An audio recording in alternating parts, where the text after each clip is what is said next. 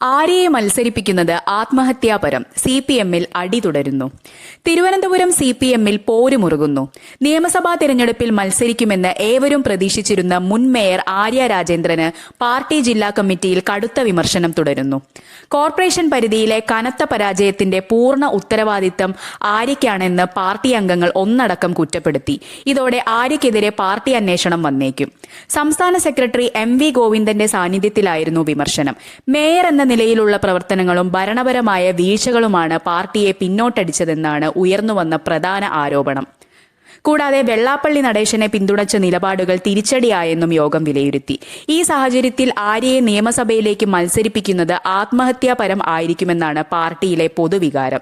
ആരോപണങ്ങൾ ആര്യയിൽ മാത്രം ഒതുങ്ങുന്നില്ല. തിരുവനന്തപുരം ജില്ലാ പഞ്ചായത്തിലെ അഴിമതികളെക്കുറിച്ചും മുൻ വൈസ് പ്രസിഡന്റ് ശൈലജ ബീഗം വെളിപ്പെടുത്തലുകൾ നടത്തി. മുൻ പ്രസിഡന്റ് സുരേഷ് കുമാറിനെതിരെ ഗുരുതര അഴിമതി ആരോപണങ്ങളാണ് ഉയർന്നത്. പരാതി കിട്ടിയിട്ടും നടപടിയെടുക്കാത്ത ജില്ലാ സെക്രട്ടറി V ജോയ്ക്കെതിരെയും യോഗത്തിൽ മുറുമുറുപ്പുണ്ടായി. സ്ഥാനാർത്ഥി മോഹം നേതാക്കളിൽ വർദ്ധിക്കുകയാണെന്നും സ്വന്തം പാർട്ടി സ്ഥാനാർത്ഥി തോറ്റപ്പോൾ ആശ്വാസം കൊണ്ടവർ നമുക്കിടയിലുണ്ടെന്നും MV ഗോവിന്ദൻ രൂക്ഷമായി പ്രതികരിച്ചു.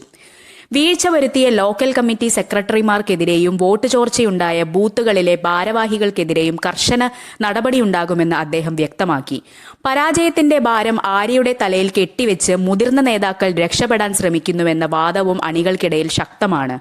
വരും ദിവസങ്ങളിൽ തിരുവനന്തപുരം CPM-ൽ വലിയ വിഭാഗീയതയ്ക്ക് ഈ നീക്കങ്ങൾ വഴി തുറക്കും.